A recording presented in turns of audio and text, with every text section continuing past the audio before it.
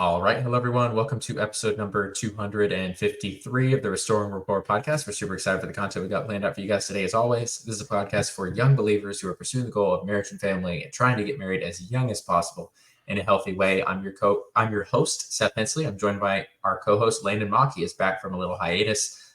We come on twice a week, every week on Thursday and Sunday to talk about not only the benefit of getting married young, but also attempt to equip and encourage you in your pursuit of that goal. And today, we're doing something totally new that we haven't really done before. This is going to be a longer episode. We're going to break it into several episodes and release it slowly. We're going to be reacting to a recent debate that was put out by Matt Fradd and his podcast, Pints with Aquinas. If you haven't checked that out, go do so. But it's on the subject of marriage. And the question of the video is marriage a bad deal for men? And the debate is between Pearl Davis and Trent Horn. Some of you may know Pearl Davis from just with her handle, just Pearly Things.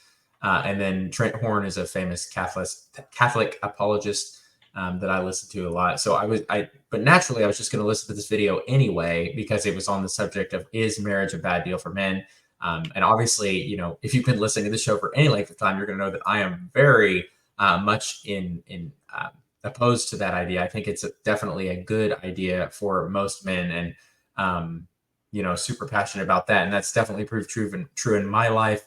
And as you're going to see in this video, Pearl thinks that it is not a good idea for anyone. So arguing in the affirmative that marriage is a bad deal for men will be Pearl Davis, and arguing in the negative will be Trent Horn. He'll be saying that marriage is a good idea for a lot of men, and that it's a noble pursuit for them. But Landon and I have both seen this. I've watched most of it myself. Landon, how far did you get into it, or did you see it all? I've watched the whole thing, yeah. Okay. So we're both going in pretty familiar, but there's several things that are going to stick out in this video to me. But I think we should just let the recording speak for itself. Since I definitely had a surface level first viewing. Mm-hmm. I think that I'm kind of interested to see what sticks out more in the second viewing. Yeah, me too. It was an intense debate in parts, but they both they just came across very differently, and you'll kind of see how it is. But without further ado, let's go ahead and get started, and then we'll pause as they go. I kind of like to watch the whole argument of one person and then break it down. So we'll watch the whole breakdown of the first presenter, and then we'll watch the whole breakdown of the second presenter, and then we'll kind of talk about both of those. So let's go ahead and jump right into it.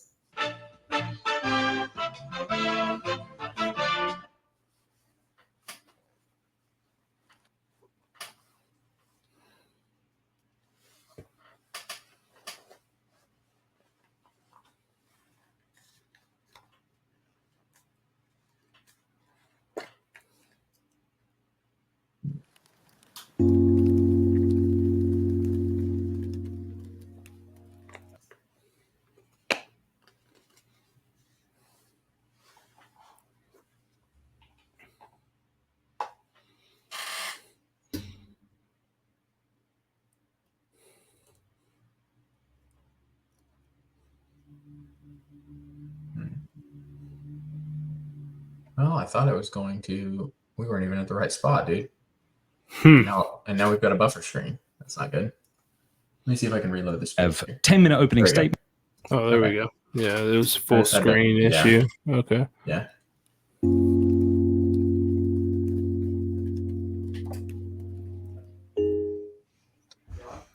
G'day, and welcome to Pints with Aquinas. My name is Matt Fradd. Today we will be debating the resolution, is marriage a bad deal for men? In the affirmative, we have Pearl Davis, and then in the negative, we have Trent Horn. We're going to have 10-minute opening statements, 5-minute rebuttals, 20-minute cross-examinations, a time of Q&A for 30 minutes, and then 5-minute closings. The reason we wanted to do that is sometimes in these discussions, people interrupt each other, and the person doesn't get to make the case that they'd like to make. So that's why we're doing that. But before we jump into it, I was wondering if you could both tell us a bit about yourself. Pearl, ladies first.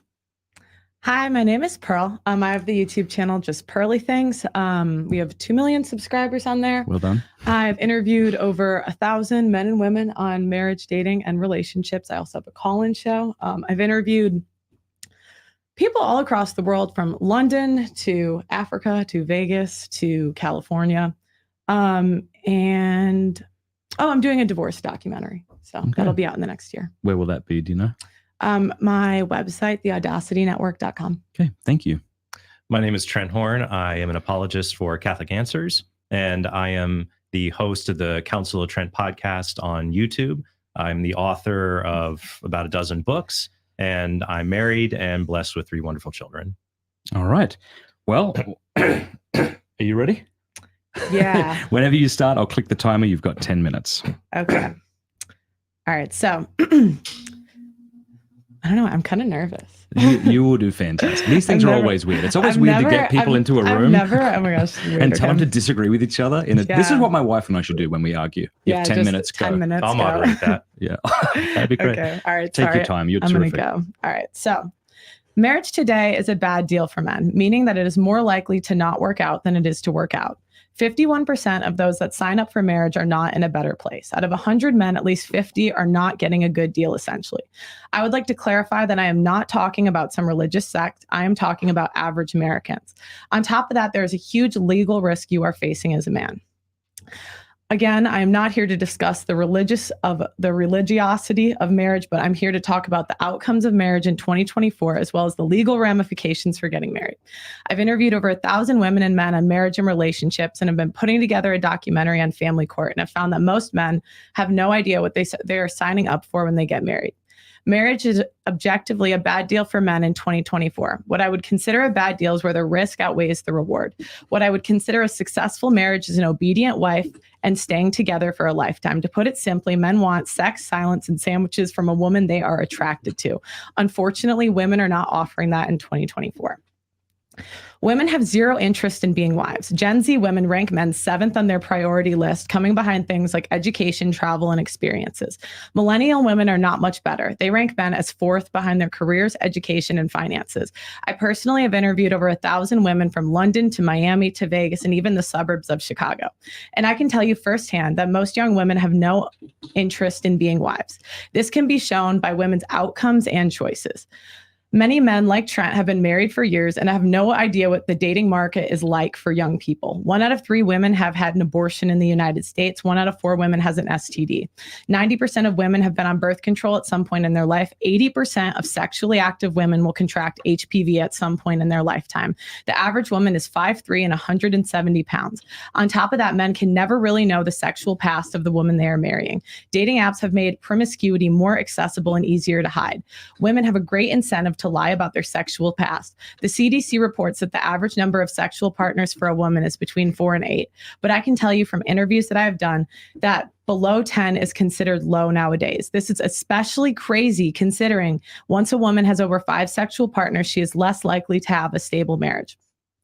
After women have had over 10 sexual partners, the chance of a happy marriage drops to merely 14%. Only 3% of women report waiting for marriage for a religious reason. A quarter of women have a mental illness. Over half of women between the ages of 18 to 29 have at least 1 tattoo. The average woman has at least $26,000 worth of debt. And on top of that, young women are officially out cheating and out drinking men.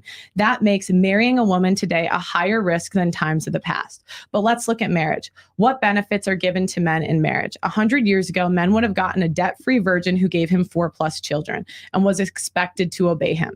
Unfortunately, now modern marriage is simply whore management. The majority of women are not known to be obedient wives. How do we know this?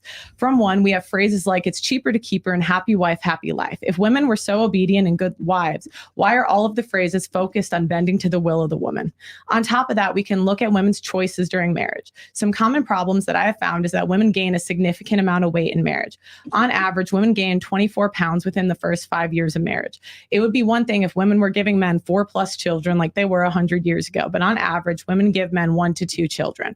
The other issue we have is sexless marriages. When we look at the boomer generation, 1/3 of them are in sexless marriages. Many men have reported that women stop sleeping with them after they have children. How many men would sign up for marriage if they knew that they no longer would have sex, their wives would no longer have sex with them? Now, While this is not the majority of those marriages, that is still not insignificant. Men are not even guaranteed an in-shape wife who sleeps with them. Now let's talk about the legal ramifications of marriage and family for men. I do not say this with a happy heart, but there is simply no legal way to stop a woman who wants to divorce you from doing so. My logic is quite simple. When you pay people to do the wrong thing, more people will do it, even seemingly good people. Unfortunately, men, the divorce system heavily benefits women, and the stats reflect that. Women file for divorce 70% of the time, and 73% of the time, the reason given is irreconcilable differences. This does not make sense considering people date on average 3 years before marriage. What differences did you not notice in those 3 years? This makes sense considering the rising body counts and how promiscuous women are going into marriage. This is not only devastating to men, but also deadly. Men are 9 times more likely to commit suicide following a divorce. Child support is tied to Social Security and Title 4D, and if you cannot pay, the government can take away your money directly from your bank account, ruin your credit score, take away even your fishing license, take money directly from your paycheck, and even throw you in jail. The best interest of the child is a principle to ensure government policies safeguard the rights and holistic needs of children. It is standard used in family law to make decisions impacting a child in matters of adoption, child custody, guardianship, and visitation. This principle means that any situation should be looked at from the child's point of view. This sounds nice in theory, but this law is weaponized against men all across this country. That this means the best interest of the child, even in cases where you are lied to about paternity. For example, in California, if you were on the child's birth certificate after the age of 2 and you were lied to about paternity, you are on the hook for child support for 16 years. There are many ways that women weaponize the family court in order to drain resources from men, but I'm going to list a couple I have seen. I have seen temporary restraining orders set to separate fathers from children. Men can be kicked out of the house they pay for on a moment's notice with a restraining order. In that time period between her filing it and going to court, the mother can put the father on child support because technically she is spending more time with the children. What is not considered is that the woman spent more time with the kids because she had not been letting the dad see them due to the restraining order. This is not illegal for women to do, and there is no punishment. I interviewed one man in London who had spent over $100,000 fighting for his children and still had not seen them in 2 years. I interviewed another man whose wife tried to transition his kid without his permission. I interviewed another man who, I interviewed another man whose wife was trying to transition his kid without his permission. It took him 3 years and over $50,000 to get custody. Imagine if he did not have the money. Many men go into bankruptcy trying to fight for their children.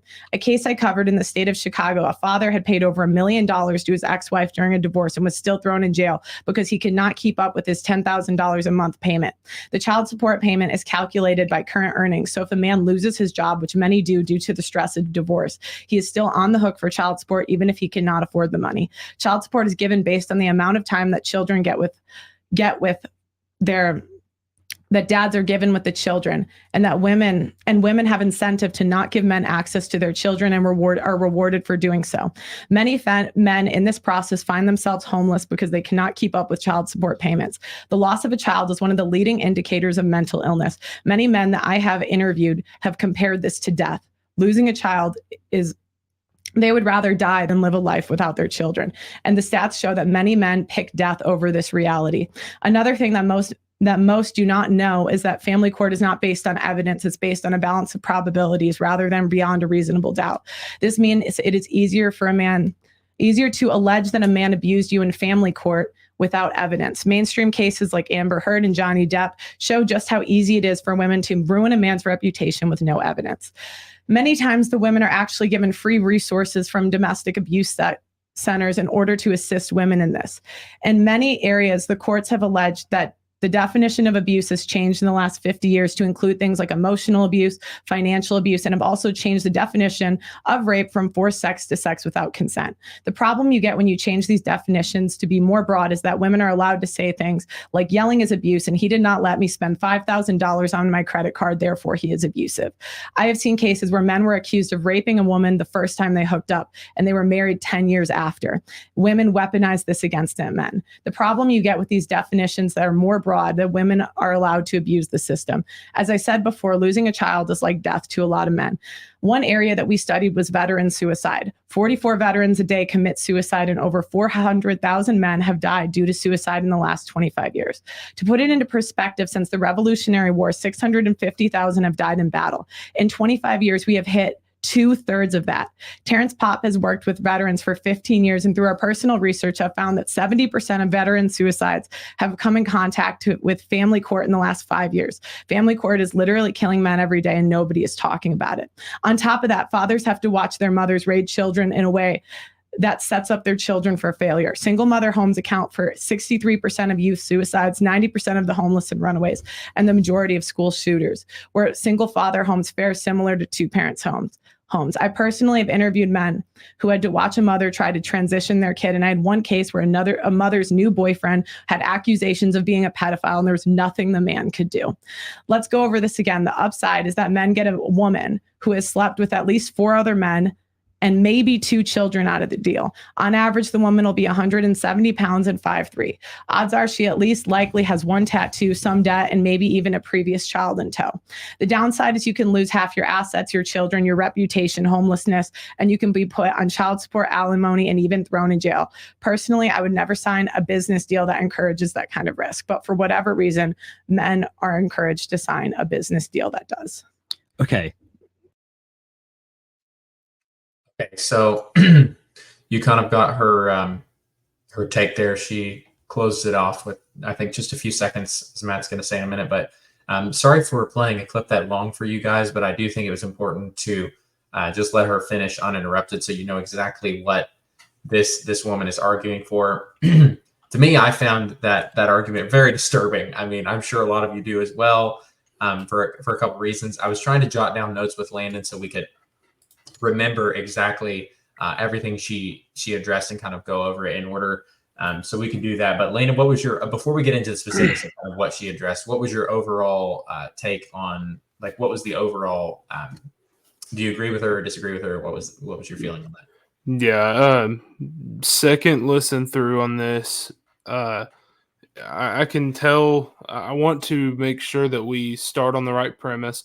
I want to give Pearl the benefit of the doubt on this, because you can obviously tell that this is really new to her, this format. Right. Now, that is not to, try and say, oh, she didn't mean what she said. I believe that she means what she says, but let's not, I'm not going to be critiquing her debating skills during this, rather just taking her point and trying to break that down to a place where we can better understand it. But based off of my initial take, it reminds me, I made my wife listen to this when I listened to it the first time. We were in a car ride and we were listening to this together, and I can remember my wife's face, and she's like, "Are you listening to this, girl? Like, is this something you listen to often?" Like, she was a little concerned that this was the type of stuff that I was listening to, and I was like, "No. I was like, you don't understand. This is a debate." Yeah. I was like, we don't agree with her. We agree with the other guy, and that kind of eased her tension. But I can see why she would have that tension, because this is I don't like to throw words around that I feel like are overused, but this is blatantly sexist. It is diminishing to the sacrament of marriage. It absolutely destroys the God-given sacrament of marriage between a man and a woman. So I don't want to downplay what she's doing here and be like, oh, poor, silly Pearl, she just doesn't understand. I believe that she knows what she's doing here. And it is wrong. We'll just come out and say that. Yeah. I mean, I had much the same reaction to you. I do not like almost anything that woman says. And again, nothing against her personally, but she just paints, in my opinion, such a flawed and detrimental picture of what the most beautiful relationship that is humanly possible that we have. Yeah. I mean, she takes the best human relationship we have, one of them, other than, I suppose, the family relationship between parent and child and spouse and spouse. She takes that beautiful relationship and turns it into this thing that is somehow not worth pursuing. And in doing so, I think she lands men, which is the very people she's simping for, in a really bad life situation. Because just to throw out some stats that she didn't list, that's another problem I had with what she was saying. She's very selective in the studies that she uses, and you'll notice she doesn't use many studies. She uses percentages, and she takes her own polls and she takes her own interviews. She takes her own research by talking to people. And the problem with doing that is that if you have an audience, you can't take your audience as, a litmus test for the way the rest of the country is, because they follow you for a reason. They follow you because they agree with you. If I were to poll everyone on this show, I would get a 100% approval rating of marriage because all the people we're talking to are young traditional men moving towards the goal of marriage and family.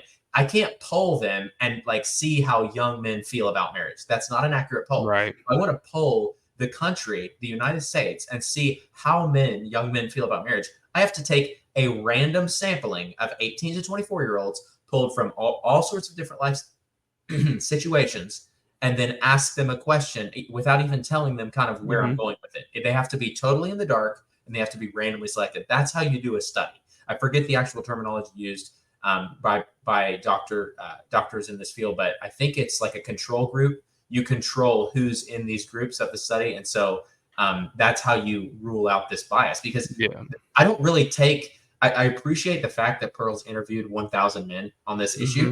That's a lot of hard work, and I haven't interviewed nearly that many people. But what I'm saying is, all of those people are biased because they listen to Pearl. You can't take a polling of your own people. So she uses stats that reinforce her opinion that she makes up, but she doesn't look at actual stats done by very serious universities on this issue who do random control groups. Yeah, I mean, this would be like taking a poll at a political rally on what they thought of the speaker. Exactly. It's like if you took your time to go and listen to this person speak, obviously you are already showing that you approve.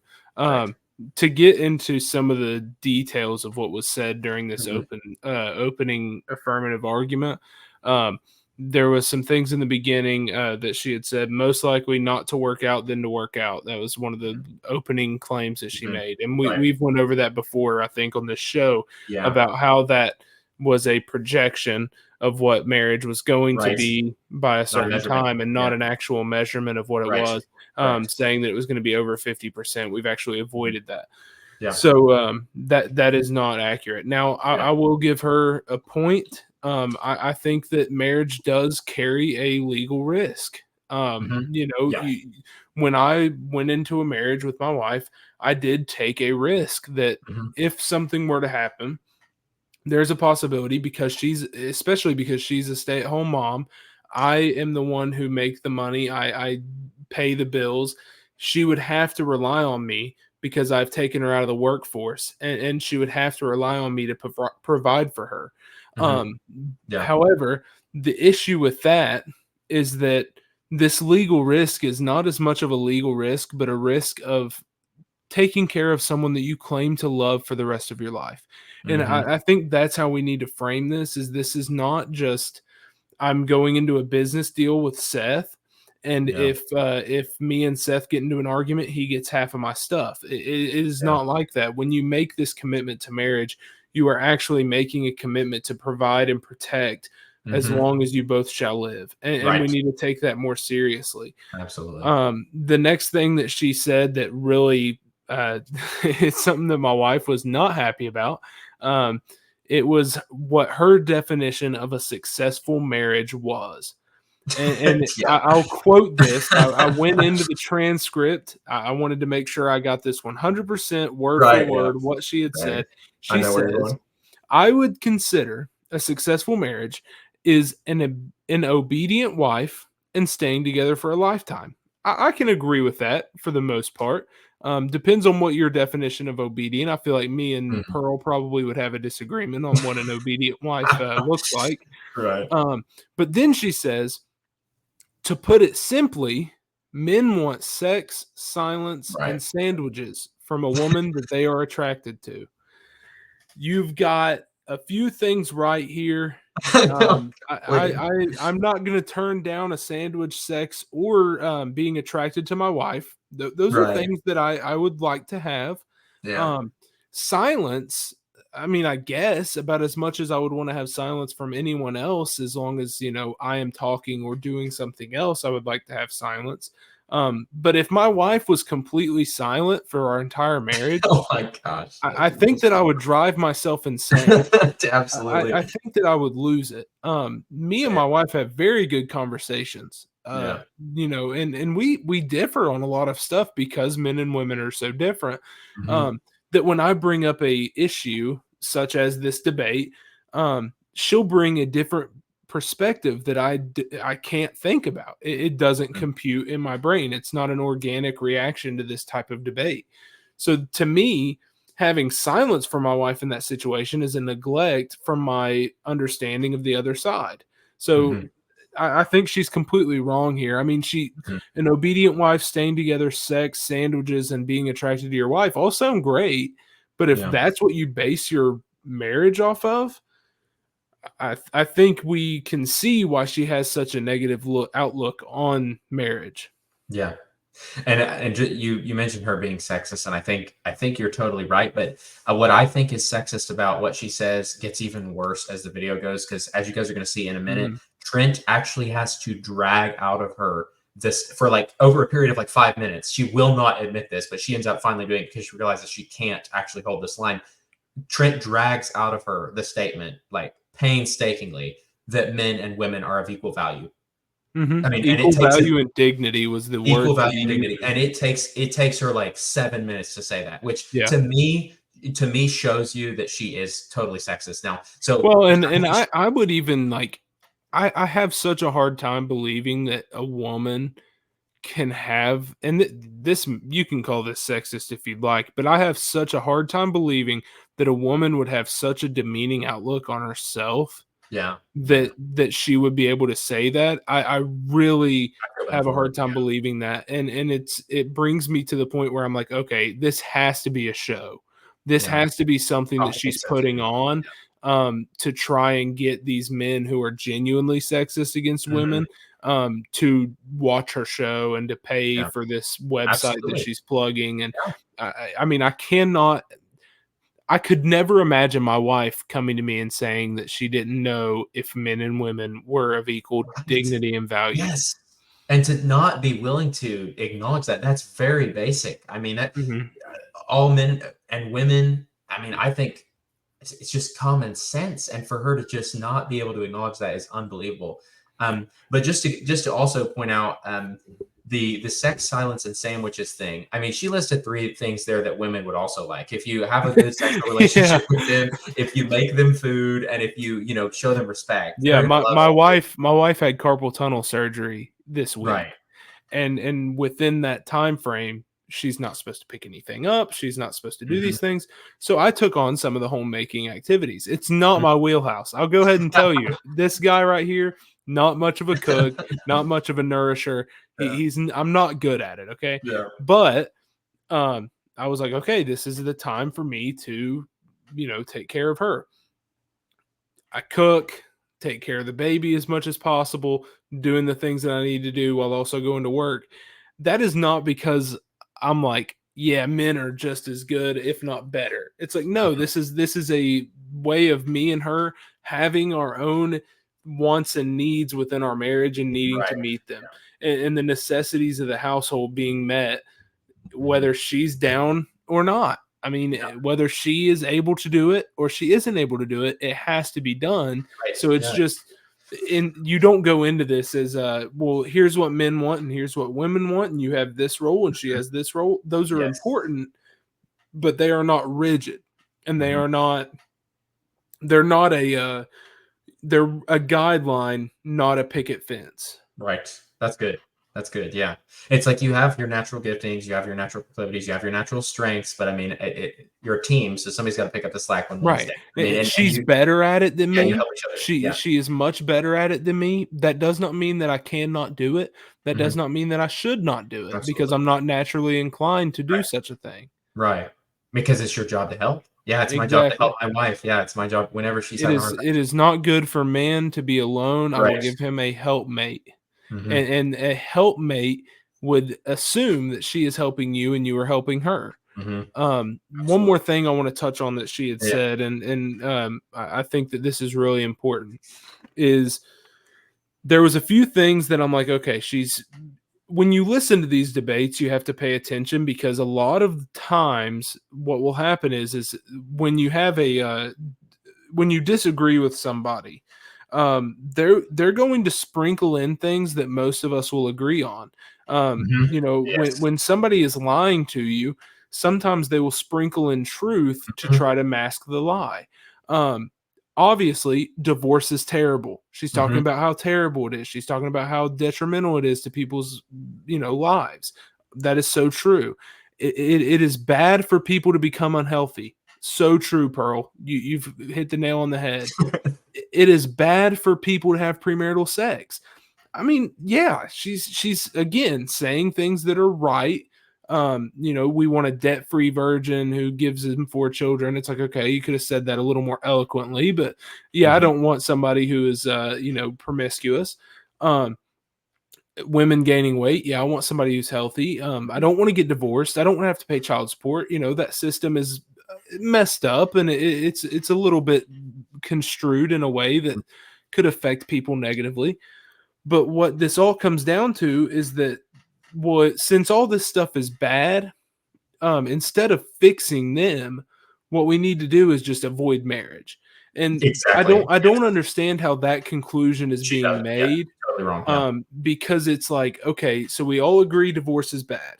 We all agree we should take better care of ourselves. We agree that we should all have sex with our wives, and our husbands, and we agree that when we get divorced, terrible things happen, such as child support, suicide, whatever.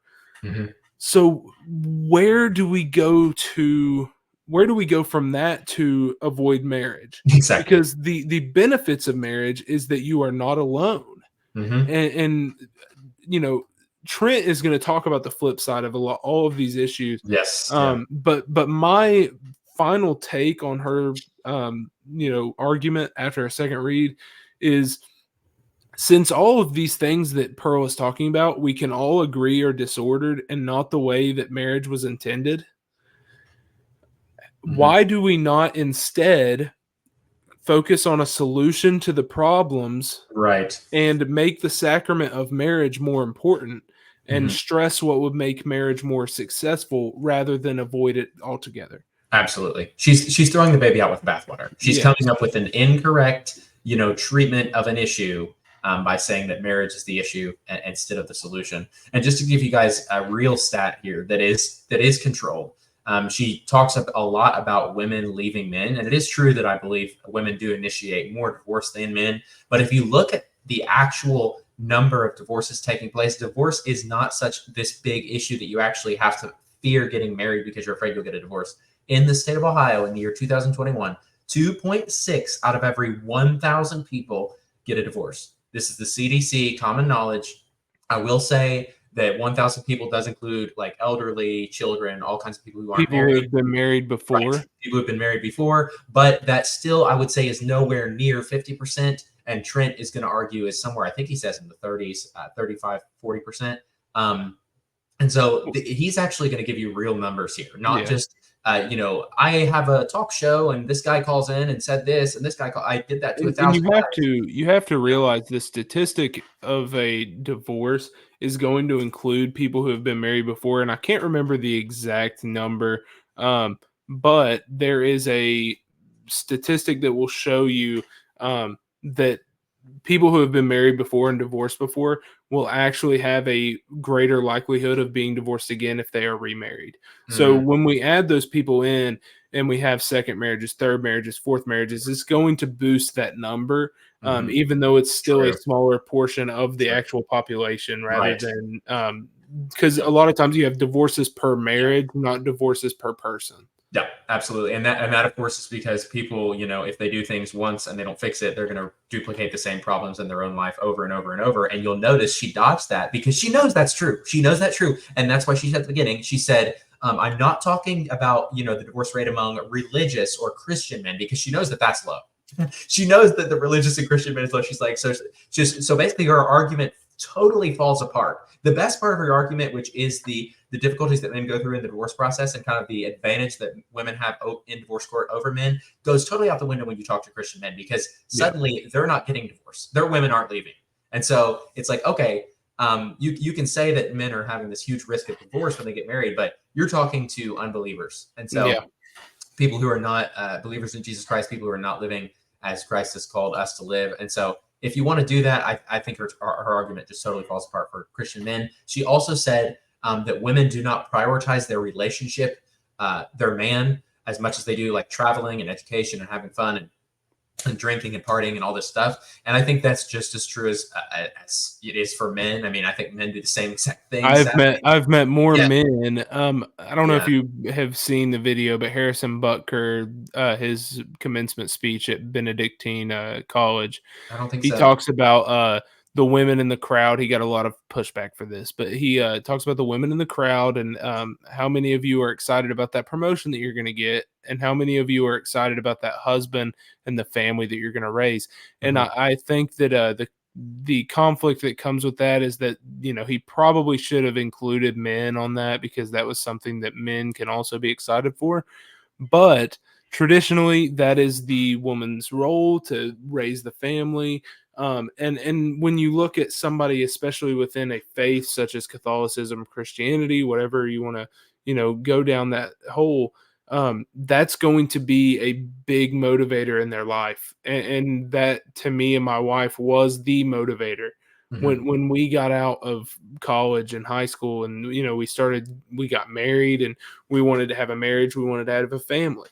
And I think that that's very important to look at, because if we can instill that value into more people, then we'll have better marriages. But right now we have both men and women who are going out of high school and getting into their adult age saying, well, I just want to live it up, and I've got one life to live, and I've got to really make it worth it. And, you know, they're not seeing the sacrament and the actual institution that God left for us through Jesus. Both men and women. Yeah, both men and women are doing that. And that's what she's not acknowledging. She says that over and over, that she said women, she actually made this fantastic claim. She said women out cheat men, which I think is totally wrong. I mean, I can't imagine. Right. Yeah. And so she's just making this stuff up based on, again, her flawed sample bias. She's just got a bunch of these men who listen to her, obviously, because they like what she says. You can't ask just the men their side of the story. That's not wise. You have to hear both sides of the story. The first thing that pops up on a Google search, I mean, you go on yes, here, that'd be interesting. Institute of Family Studies, men are more likely to cheat than women. Exactly. And it's a huge gap. I mean,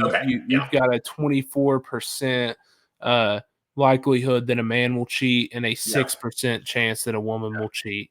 So again, it all goes back to her bad polling. She just doesn't know how to poll. And she also hit the weight issue over and over again. I think that's totally irrelevant.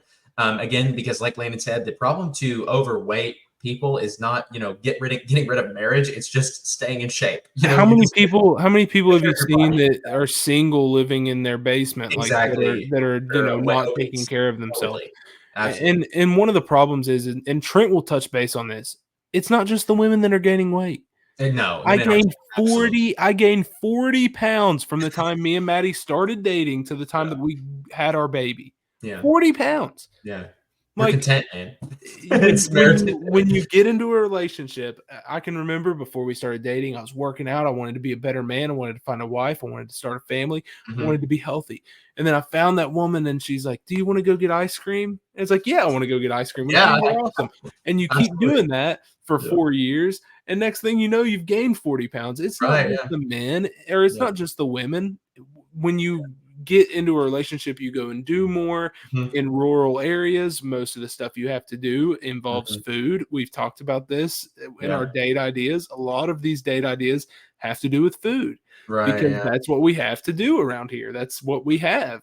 So when you look at it that way, you can see where this is coming from and why people are gaining more weight. Yeah, absolutely. I mean, and that's totally true. I heard a Tucker Carlson quote today where he said, until men have to do something, they won't do anything. And then when they have to do something, they will do anything. Yes. You know? And they're not going to do anything until they have to, but once they have to, by golly, they'll lay your life down. And that's really what it's like having a woman. It's like, okay, I've been working so hard. I'm incentivized to get a wife. And so I'm going to make myself the strongest, the fastest, the highest quality character, the most ingenuitive and all this stuff. And then they're like, once they get the goal and then they don't have that drive anymore. So they start, relaxing a little bit, and that's not bad, but you just have to be conscious of it. Yeah, But she also says, go ahead. Oh, two things before we go into Trent. Mhm. I can see this almost being like an analogy of a hunt. In way back time, you spent all this time hunting. You finally find your kill and you get it, and then what do? You indulge. Mm-hmm. Once you find what you were going for, you indulge in it. Yeah. And I think that has the same thing to do with our seeking of a relationship. When we find that relationship, when we finally reach that point, then we take time to indulge. I don't think that's a bad thing. No. The other thing is you always, they'll talk about it a little bit in this video. The financial situation of a married couple is better than live-in relationships. And I think that has to do with the amount of resources that you have. And if you don't have you don't have the self-control to restrain yourself from indulging on the surplus that you have, mm-hmm. then obviously you're going to gain weight. Me and Maddie have more money together, so we can go and do more things and go and eat at better places and eat more than what we could when we were single. And I think that has to do with it as well. Yeah, absolutely, man. She says that, she mentions that guys don't have sex after they get married, which again is totally statistically ungrounded. I mean, all the major psychologists and counselors that I've seen say that people who are married have more sex and better sex. So it's like, yes. you're just making stuff up. And to reinforce your argument again, based on your polling of these really messed up men, I'm sorry to slam her audience, but frankly, you can't take a polling of messed up men who don't have any sex. Pretty much they're probably incels, and then say that, people who are married don't have sex at all. That's just so wrong. Talk to a man who is married. If you want to get an actual poll, you need to poll some guys who are married. Say, hey, so are you having sex? Rate the quality of your sex life on a scale of 1 to 10. That's an actual poll. You take a guy who's not married and you take a guy who is married. She's just taking, again, one side of this story and broadcasting it like it's the truth. Well, and I'm sure there are men out there that don't have sex after marriage, and that's a negative. Just like when we look at sex before marriage, when we look at the religious background of this, that is your commandment as a couple. Exactly. Is be fruitful and multiply. Yeah. So instead of saying, well, don't get married because you won't have sex anymore, we should say, hey, married people, if you're not having sex, maybe you should, look at this in a different light. This isn't just about you. Right. This is about you performing the conjugal act that brings you together and then creating something out of a love so strong that it creates another life. Yeah. She says that men are more likely to commit suicide following divorce. But again, she's taking, again, like Landon said, part of the truth, and she's not telling you the full picture. Men are always more likely to commit suicide. They're like 4 times more likely to commit suicide than any other category in the world. I think it's white men. White men are 4 times more likely. She brings up veteran suicide rates. Yeah. Like, those are going to be high. Totally irrelevant. Absolutely. It's men. Like, you're bringing up true stats that are not applicable to your argument. Absolutely, men do commit suicide more. It's not because they get divorced. There are other problems at play, And she also says that men are at a disadvantage when it comes to custody of their children. I'm actually watching one of my good friends, and just for the privacy of the video, I'm not going to give any names or anything, but I'm actually watching one of my good friends go through a divorce right now. And the last thing that she has, it's a woman. She's 20 years older than me. She's been a mentor to me kind of for a long time. And the last thing she's having is an easy time when it comes to custody of her children and actually getting away and actually dissolving this union. And she's not getting away with it scot-free, as many people assume women do. Women don't have it easy in divorce court. If you think women have it easy in divorce court, you need to actually talk to somebody who's been through a divorce. Again, I think the courts do favor women as far as the children go sometimes. But I think, that's a whole different debate as to whether they should do that or not. I'm not getting into that. I do think some things about divorce court are unfair, but honestly, I don't think that's relevant. Again, Pearl's point, because men get so much benefit from marriage. Just to read you a few things, guys, I'll include the link to all these stats that I'm going to read you in a minute. But David Brooks says that unmarried men are less healthy, alcohol and drug abuse are common, earn less, and die sooner than married men. You're more likely to get cardiovascular disease. You're more likely to not recover from a serious operation. You have less sex. You have worse sex when you're unmarried. There are all these stats, and I'm sorry, all of these just overwhelming studies that say men are healthier in the confines of a committed relationship, specifically marriage. It's not just committed relationship as in cohabiting, it's specifically marriage. And so these are actual studies, and Trent's going to give you these studies. We're going to see in his argument here he's about to present. And he does a really good job, as always. I mean, Trent Horn is just, I would hate to go up against him. And I mean, he's an incredible debater. He's done this over and over and over. We're going to go ahead and get into that and see what he has to say. Landon, do you want to comment on anything else Pearl said before we move into Trent's rebuttal? Nope, I am ready. Okay. I think you guys are really going to like this. And again, Trent's going to do a much better job than Landon and I did just because he's a professional with this. But I hope you guys have enjoyed our breakdown here. And again, I just think it just breaks my heart, what she just said. But let's go ahead and see what Trent has to say here. You literally finished with 1 second to spare. You crushed that. Well done. Thank you. For someone who's not used to time debates, you did really well. Okay.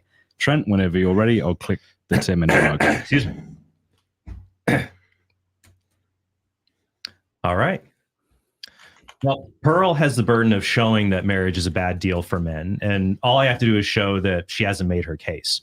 And notice in Pearl's opening statement, she never cites a study of married men in general to see whether they think marriage is a bad deal. So to show that she's wrong, I'm going to point out 3 fallacies that Pearl makes in her arguments. So first, there's the wrong target fallacy.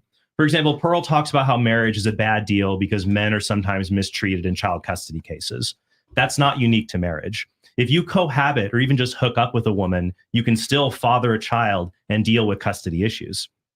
However, marriage makes a man the presumed father of the child with natural rights unmarried fathers don't have, even though unmarried fathers can still be liable to pay child support. The children of unmarried men are 10 times more likely to be aborted.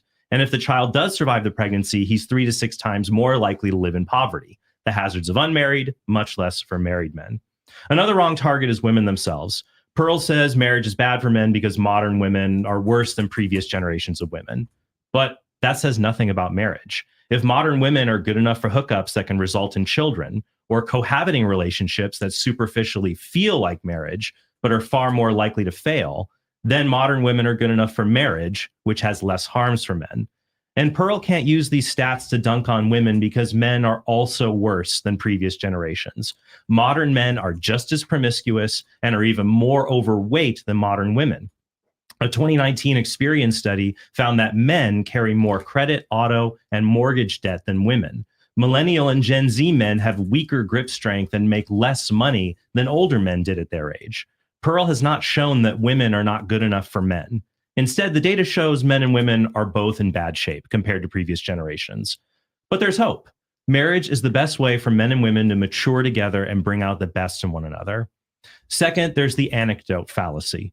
One sad story about a marriage does not show marriage itself is bad, because for every sad story Pearl can bring up, I can statistically bring up 2 to 3 good stories about happy marriages. And there are many stories about sad, sick, lonely men who never marry. Pearl cannot prove her case with anecdotes. She needs actual data that proves married men are worse off than unmarried men, but no such data exists. Even marriage skeptics will only argue at best that marriage doesn't increase happiness. They all agree that men who marry are better off concerning health, wealth, and happiness than men who never marry. If Pearl can't provide peer-reviewed data to prove otherwise, then her case fails. Third, there's the comparison fallacy. Instead of stories involving the risks of marriage, Pearl oftentimes just points to the risks of marriage itself and says that's a good enough reason to not marry. She says, just as you wouldn't fly on a plane that has a 5% chance of crashing, you shouldn't get married, even if it has similar low odds of divorcing. But if you look at the worst outcomes of one choice while ignoring the worst outcomes of another choice, that's the comparison fallacy. It's like someone who thinks driving is safer than flying because they only read a bunch of stories about plane crashes and never think about car crashes. Of course, flying is far safer than driving, and marriage is less risky than non-marriage. You cannot compare the best outcomes of non-marriage to the worst outcomes of marriage. To be fair, you must compare the typical outcomes in both cases, be it flying versus driving or marriage versus non-marriage. And Pearl exaggerates the harms of marriage and ignores the harms of not marrying. For example, according to the National Center for Family and Marriage Research, the median length of all marriages is not 7 to 8 years, as Pearl often claims. That's the length of marriages that end in divorce, not all marriages. The median length for all marriages is 21 years. And the divorce rate is closer to 35%, not 50%. 50% was a future projection from the 80s that has since been falsified. In fact, we are now seeing the lowest divorce rates since 1970. About 14 divorces per 1,000 married women. For weekly churchgoers, the divorce rate is half the average rate. Also, just because 35% of marriages end in divorce, that doesn't mean you have a 1 in 3 chance of absolute misery.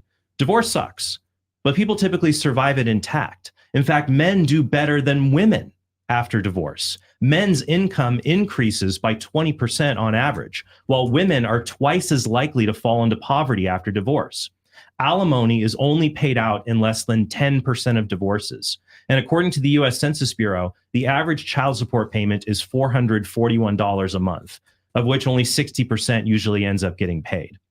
Moreover, women do not get child custody 90% of the time, as others claim. 95% of custody cases are mutually agreed upon outside of the courtroom. Women get full custody 40% of the time, men get full custody 20%, and shared custody makes up the remaining 40%. Women usually get full custody because men don't ask for it. In a Massachusetts study of 24,000 divorces, only 8% of men sought custody, and 94% of them got full or partial custody. Finally, a 2006 study in the Journal of Epidemiology and Community Health showed that while divorced men were 27% more likely to die prematurely, 58% of never married men were more likely to die early. Never married men risk growing older and having few or no social connections. Pearl can tell lots of horror stories, apparently, about men going through messy divorces. And my wife, who is a registered nurse, can tell you all kinds of horror stories about men dying alone in the hospital, spending every day by themselves, staring at the same blotch on the ceiling because they had no one to ever come and visit them. Now, some men desire marriage and are unable to find a wife, which is tragic. But rejecting marriage out of fear is like the person who refuses to go to the hospital because he worries about medical errors, but doesn't think about people dying at home from easily treatable illnesses. The comparison fallacy once again. That's probably why 65% of divorced men get remarried. 93% of men say they would marry their spouse again if they could do marriage over. If Pearl is right, as she said in the past, that marriage is a death sentence for men, then why do most men voluntarily go back to death row after they've been released, i.e. divorced? Well, it's because these men correctly identify what Pearl has failed to grasp. Marriage is not bad for men. It's not a bad deal for men. In fact, marriage is typically a good deal for men. It's no wonder God told Adam in the book of Genesis, it's not good for man to be alone. And so he made Eve to remedy this problem. Now, to make it clear, it is a lie that half of all marriages end in divorce.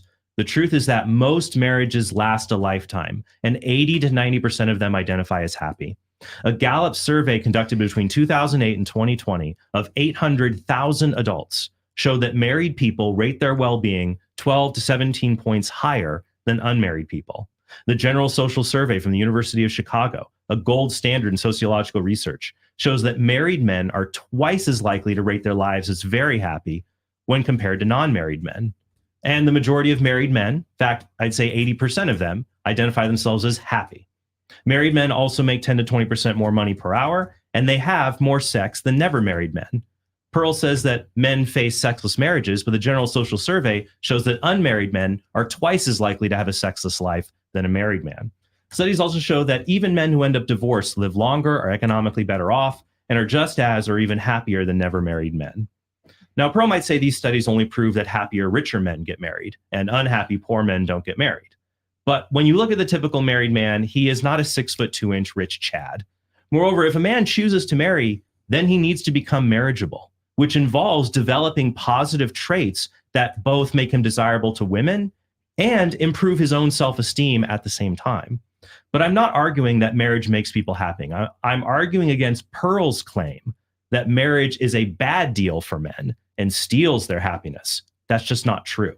In fact, marriage is the best. You can't interrupt when I'm talking. You get a 5 minute after this. He's got 1 minute. Oh, sorry. You're okay.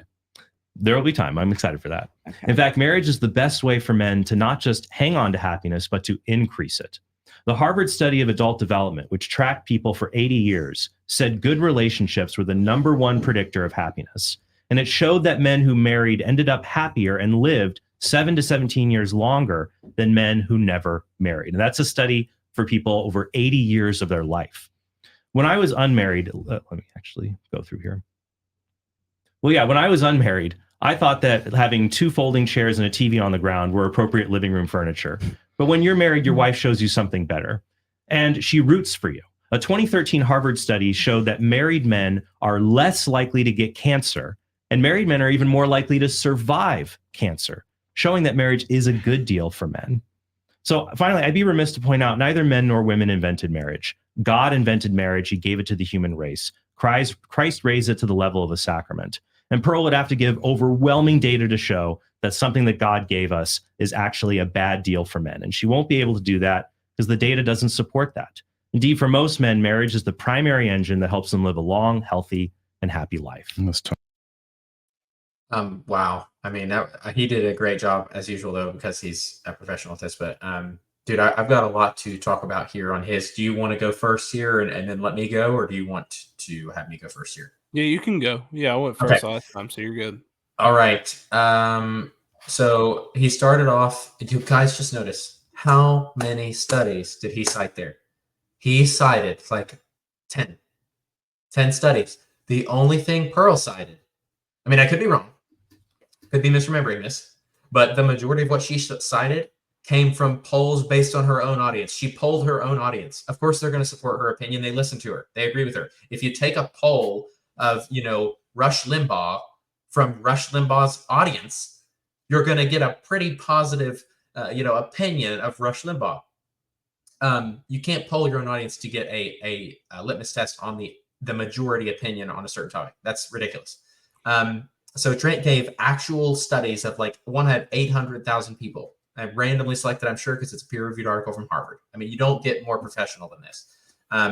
Over and over saying that men are healthier physically, they're healthier emotionally, they have better sex. I don't think he even gave the better sex lives one, but I promise you that's out there. Just Google it. It's common knowledge. I don't think anybody disputes that. I don't think anybody says. And again, I think Pearl's ignorant here because nobody says men have worse sex lives when they get married. Nobody says men have less sex when they get married. It's the opposite, and everybody knows it because of all the studies that have been done on it. He said the divorce rate was more like 35%. So for her to be going over saying you have a 1 in 2 chance of your woman leaving you, first of all, it's not true because the woman doesn't initiate every divorce, and divorces don't even take place that often. And it's half, as Trent Horn said, for Christian households. And so those are huge points. I mean, a lot of Pearl's points become irrelevant when you take into consideration a person's worldview and religious beliefs, because the divorce rate's half. I mean, that's huge. And again, it's more. Trent said it's more like 35. I haven't done the math, but it was 2.6 in Ohio out of every 1,000 for all people. So I'm going to assume Trent's math's right there. He said, why do most men go back to marriage after they've divorced if it's such a bad deal for men? That's a great point. Most men go back to trying to get married again after they've had a divorce. If marriage is such a bad deal, wouldn't they learn their lesson the first time? Wouldn't they learn their lesson the first time and not go back to it? That's a wonderful point. Another point that he hasn't gotten you to yet, but he does get to this point later in the video, and I would encourage you guys to finish this video, is that she needs to ask married men if marriage is worth it. So far, she's only asked single, hurt douchebags if marriage is worth it.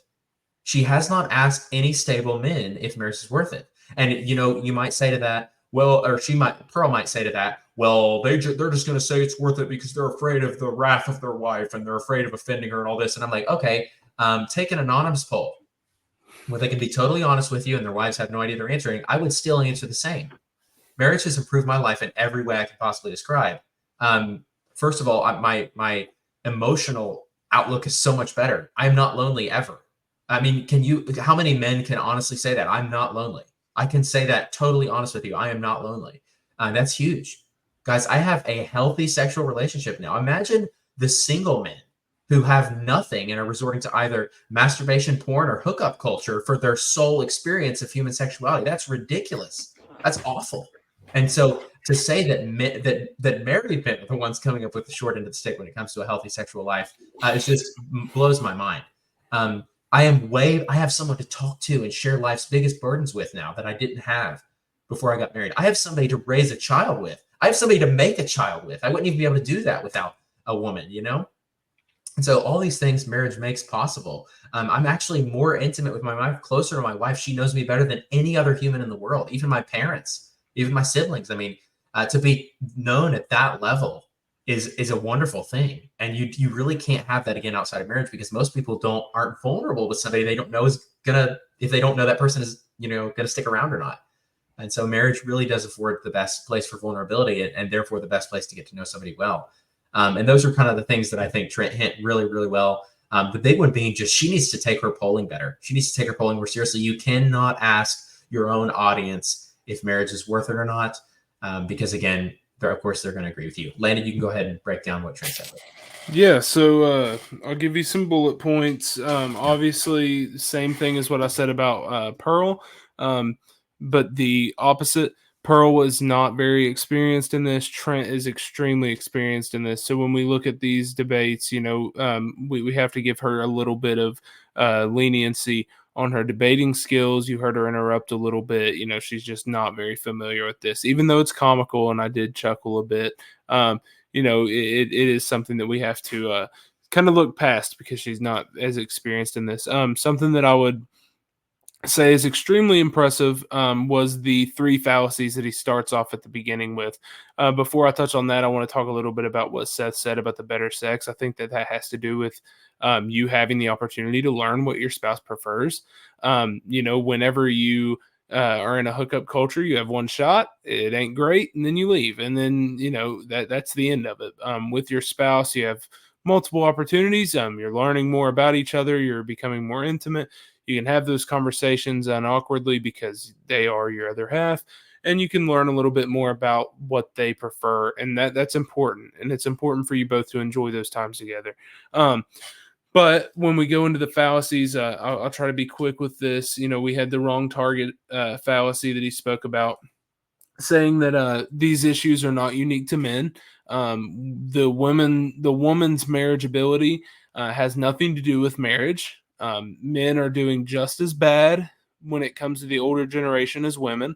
Both of the sexes are not doing great in that category.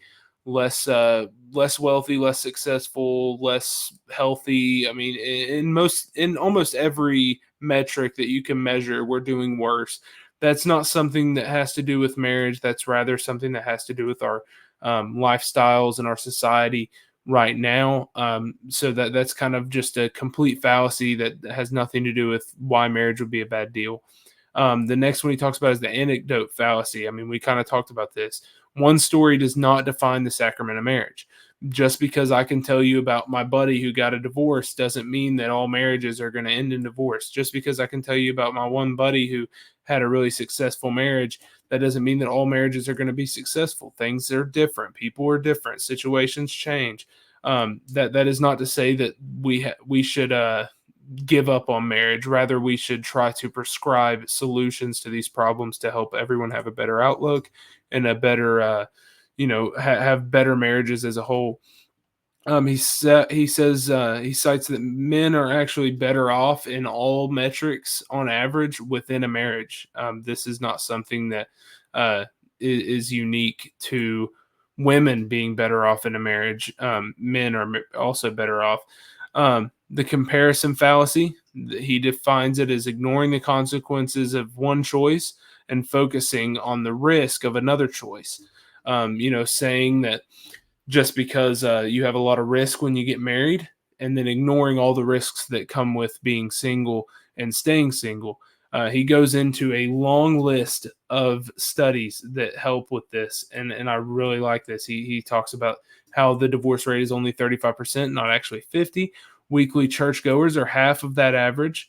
Women are twice as likely to fall into poverty after divorce, so they're not better off most of the time.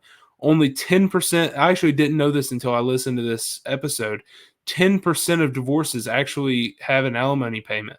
I was not aware of that. I think that has to do with the fact that not a lot of women are staying home. And you can take that as a good thing or a bad thing, whatever you feel, but I think that has to do with it. Only 8% of men are asking for custody at all. That is not a marriage problem. That's a man problem. We should be talking about that. We should be trying to figure out, okay, what can we do to make men take responsibility? This is something that I was not aware of. I know that he had it in a certain area that study was taken based off of different cases in a divorce court. But I think that we can assume that is relatively the same around the United States. 58% of never married men were at a higher risk of dying early. 65% of divorced men said they would get remarried. And 93% of those men said that they would marry the same spouse if they could do it over again.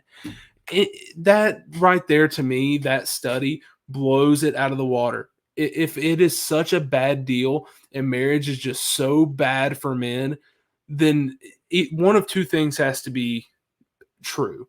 Either 93% of men are just idiots and we just don't get it and we don't have any capability of reason, or marriage is good and we like it.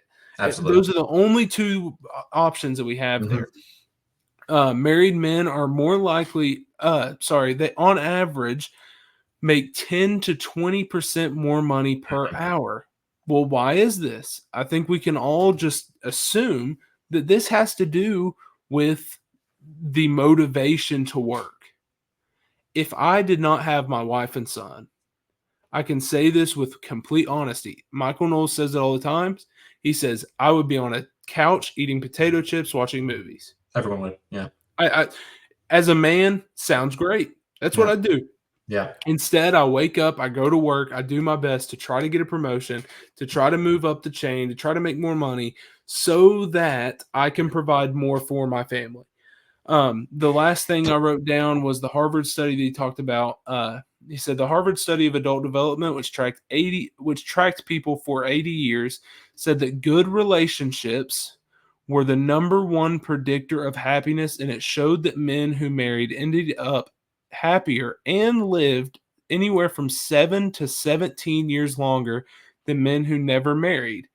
And again, that was for a study over 80 years of a person's life. So we have studies that show this. Is, you can look at all the risks and you can say, hey, this is really hard. And guys sometimes get a bad end of the deal. Okay, but what's the other option here? We stay single, we're unhappy, we die earlier, we are poorer, we don't have any motivations. And I'm not saying that is the case for every single man. I mean, we look at the priesthood, and Pearl actually brings this up in the Q&A. She says, so you're saying that priests are unhappy? And he's like, no, obviously in the Catholic tradition, we would say that they are married to God, and they have a purpose to serve. But that's the thing. You have to find a purpose. Mm-hmm. And for the vast majority of men, mm-hmm. their purpose that they are going to find is for a wife and family. Amen. Amen. Dude, that was really good. I loved all those thoughts. This has been a really good episode. Again, just to emphasize, what Landon said, and Pearl plays on the fear of men, the fear that men have of being abandoned by their partner, which is a genuine fear. Totally get it. I've been left before. It's not a pleasant feeling. It's not something I would want to do again. And I was very careful in selecting a partner. But what she doesn't understand is that marriage is the best thing you can do to avoid that. It is the best thing you can do to avoid that. She can cite a 70% divorce statistic for all I care. If you think the risk of divorce is high, imagine the risk of entering into an intimate relationship with somebody, a sexual relationship, an intimate relationship, a romantic relationship with somebody who cannot even tell you if she will stick around or not. In married relationships, a woman has laid her life down on the line and swore in front of God and a crowd of witnesses to stay with you forever. And should she choose to withdraw, she's embracing consequences like lawyer fees, like I literally a year in court while lawyers take her money to annul that marriage. Do you think that she is more likely to stick around, or a woman who basically says, I'm here until something better comes along. I just want to see if it works out. We'll see where it goes. We'll see where the wind takes us. Do you think that woman is more likely to leave, or do you think the woman who swore and embraced legal ramifications should she choose to try and withdraw from the marriage? Which one do you think is more likely to leave? I mean, the answer is clearly the woman who has not promised anything, and that's the flaw of Pearl's argument. She acts like men are risking everything. She acts like, would you enter a business deal where one party is paid to leave? Okay. Would you enter a business deal where one party can leave without even telling you? I mean, like that's what dating permanently is. That's what having a sexual relationship with somebody outside the context of marriage is. It's having a intimate, very vulnerable relationship with somebody who can bail literally at any second with no consequence whatsoever. Yeah. And I so, think that the last thing I would leave this with is it is very easy as a man to look at this situation and take the route that Pearl and her followers are taking. mhm, Um, when you just look at the legal ramifications and the things that are being said to us, mhm, it really seems like this is going to be detrimental if it doesn't work. right. And I've felt that way before. I remember in high school, not I never counted out marriage. I always wanted to get married and have kids. But I felt that way about the legal. I was like, man, we need to change this. Mhm, And I'm going to say something yeah, that maybe people aren't going to agree with here, but I kind of like that there's a lot of risk. mhm, Because what that does is it forces you to take responsibility and mhm. change the way that you act in your Yes, marriage to make yes, it work. absolutely. And I think that if me and Maddie ever got to a point, God forbid, I pray that this never happens, but if we ever got to a point where we were really feeling like we just can't make this work, that looming pressure that our child will be in the air of who will get to keep him, and that our finances will be up in the air and we won't know what we're going to do afterwards. Mhm, I would hope that if that happens, that those risks that follow along with the risk, that the choice of choosing a divorce would help us to make the choice to stick yeah, it out and fight for it. absolutely, And absolutely. it's very easy to say, man, I don't know. I would like for them to change all these things so that it's easier for this to happen and me not have consequences. But if that was the case, if we just changed everything to where we could do what we wanted without consequences, we would never have that pressure to make the right choice. Absolutely. And I think that is huge. I mean, you see this in Christianity and the way that the world was made. We have consequences for our actions. Mhm, We have hell. I mean, mhm, it is the creation of this place that shows us what our choices have for right, us in the end. We yeah, either get life or death. All of our actions, we either get life or death. mhm, So when we talk about marriage, we shouldn't be talking about these risks as, oh, these are so unfair. No, these are your guardrails. These are the signs on the side of the road that says, hey, if you go down this route, you are going to face major consequences that could wreak havoc on your relationships, your mhm, livelihood, your children. And I think to me, those are a good thing, and they are helping to push people to make these things work. mhm. Absolutely, dude. Absolutely. So good.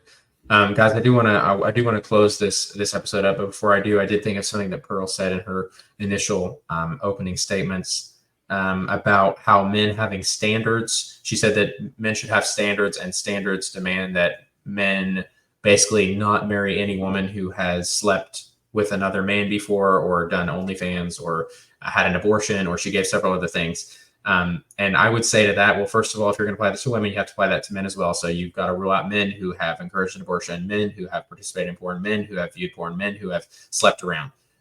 First of all, that'd be the only equal thing that you could do. And secondly, I think, and Trent says later in this video, that there is such a thing as redemption, and you have to be able to allow people the chance to start making better choices. And then that does, just because you've made a bad choice in the past does not mean you're disqualified from a healthy marriage, from a healthy future, according to God's design. I mean, it's really let him who has not sinned throw the first stone. I mean, there's a certain point where if you start going down that road, nobody has the right to get married, because everyone's done really, really bad things in different areas of their life. Yeah. And so you And just have and to I be really know careful with that. Yeah. I know that Pearl, she takes on the label as a Christian. She even takes on the label as a Catholic, which to I me heard is a that. very that this is my personal opinion. Taking on the label as a Catholic is an even weightier way of telling the world that you believe a certain thing, because there is a strong doctrine attached to that.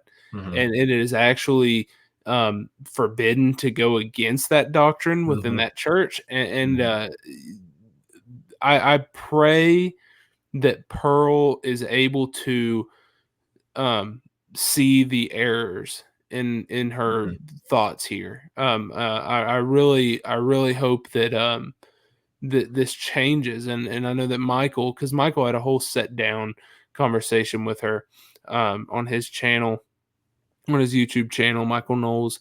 And you know, he even talked about that. He's like, so you're Catholic. He was like, how do you reconcile these beliefs with your Catholic faith?